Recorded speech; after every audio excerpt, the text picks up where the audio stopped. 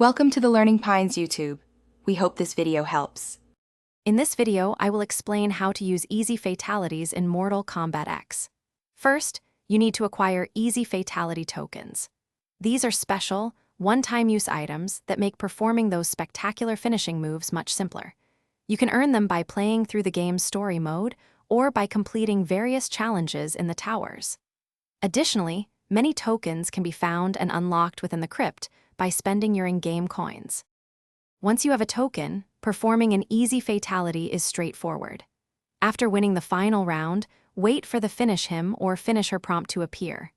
Then, simply hold down the block button and press one of your character's face buttons, such as front punch or back punch. The specific button varies by fatality, so always check your character's move list for the correct input. A critical aspect of performing any fatality, including the easy versions, is being at the correct distance from your opponent. Fatalities typically require you to be at close, mid, or far range. You can find these specific distance requirements, along with the easy fatality button inputs, in your character's move list. Just pause the game, navigate to the finishing moves section, and review the details for each available fatality. Easy fatalities are a fantastic option for players who find the traditional, more complex inputs challenging.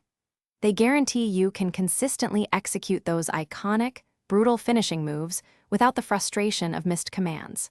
While tokens are consumed with each use, they allow you to fully enjoy the spectacle. You can also practice the distances and timing in training mode to become more proficient. Thanks for watching. Consider subscribing if we helped you.